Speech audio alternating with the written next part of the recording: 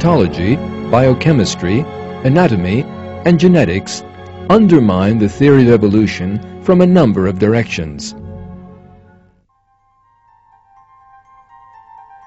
Darwin had maintained that all living species were descended from a common ancestor and had grown apart from one another in a series of small, progressive changes.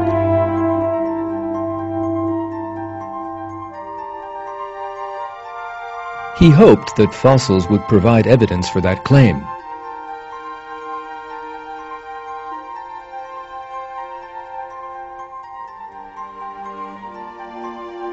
Yet all the fossil research throughout the 20th century presented a totally different picture.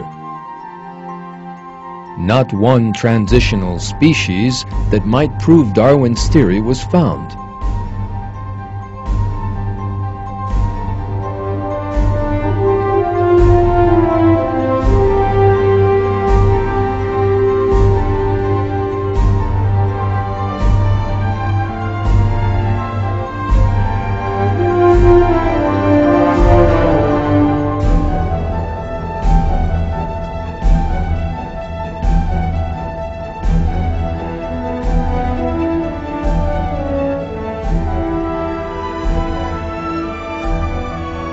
For example, the phenomenon known as the Cambrian explosion is by itself sufficient to destroy the theory of evolution. Almost all the basic categories in the animal world emerged all of a sudden in that early geological period.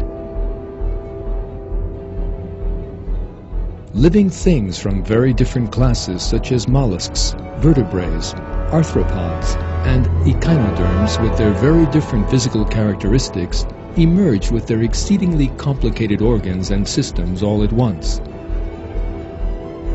This fact that emerges from the fossil record demolishes the theory of evolution and is proof of creation instead.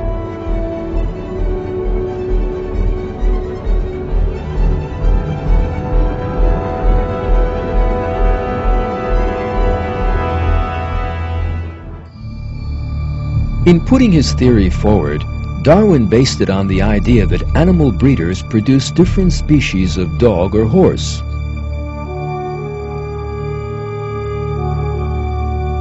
He then applied the changes observed in those creatures to the whole of nature, and suggested that all living things might have descended from one common ancestor in this way.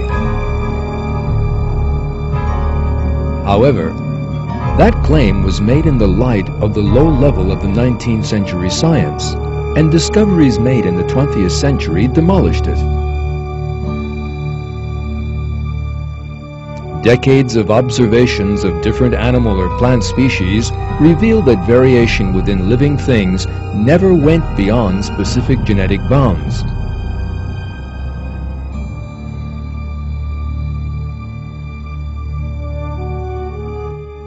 Genetic experiments, on the other hand, showed that the mutations that Darwinists regarded as an evolutionary mechanism could never add new genetic information to living things, but that, on the contrary, they always had harmful effects. The countless mutation experiments carried out on fruit flies only yielded deformed individuals.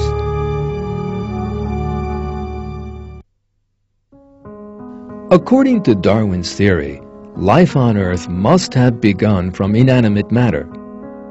So how did the first living thing come about?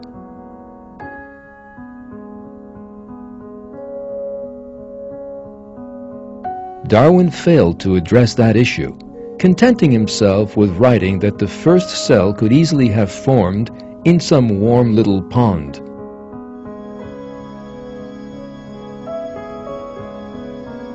Those evolutionist biologists who attempted to make good this deficiency in Darwinism ended up disappointed. All observations and experiments showed that it was impossible for a living cell to emerge from inanimate matter.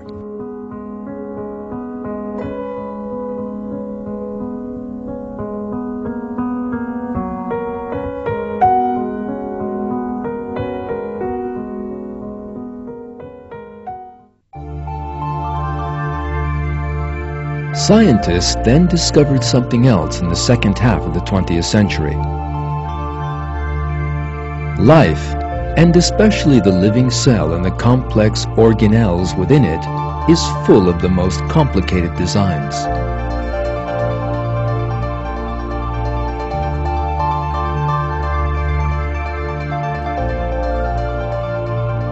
Our eyes, with which no camera can possibly compare. Bird wings that inspired aeronautical technology. The complex and interdependent systems within the living cell. The extraordinary information contained in DNA. All these are clear examples of design.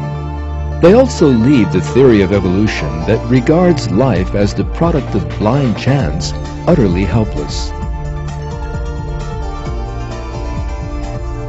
These scientific facts left Darwinism backed into a corner by the end of the 20th century.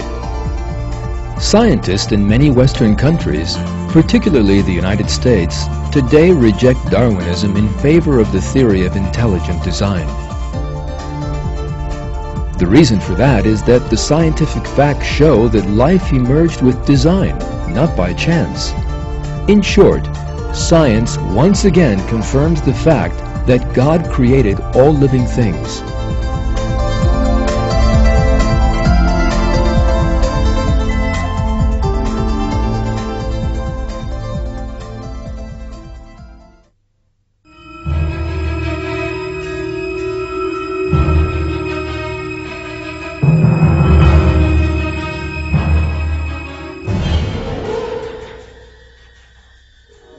The Austrian psychiatrist Sigmund Freud represented atheist dogma in the psychological field in the 19th century.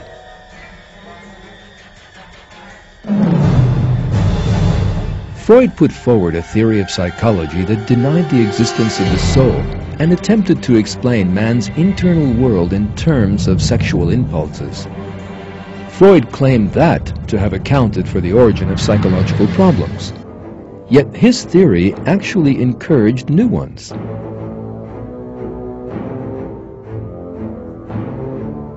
This teaching, which describes man as a species of animal that lives only to satisfy its selfish desires, actually increased loneliness, fear, and depression in people by debasing spiritual values.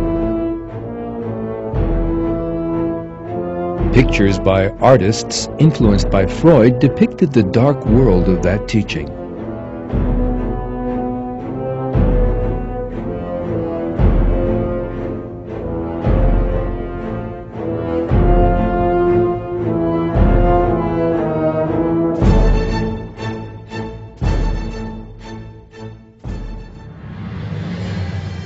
Freud's most important attack was aimed at religion.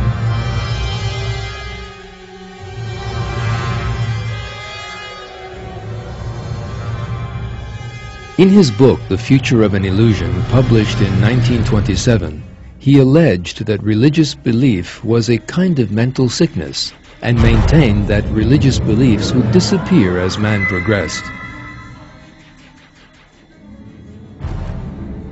Other prominent 20th century psychologists were fervid atheists too, as well as Freud.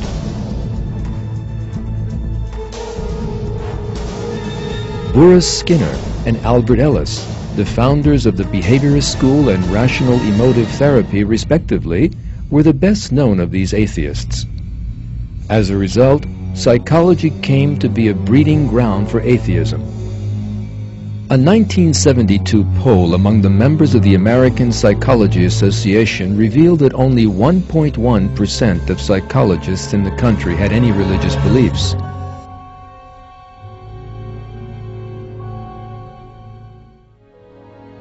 Yet the great error into which most psychologists had fallen was unmasked by means of their own researches. It emerged that Freud's theories in particular had almost no scientific foundations.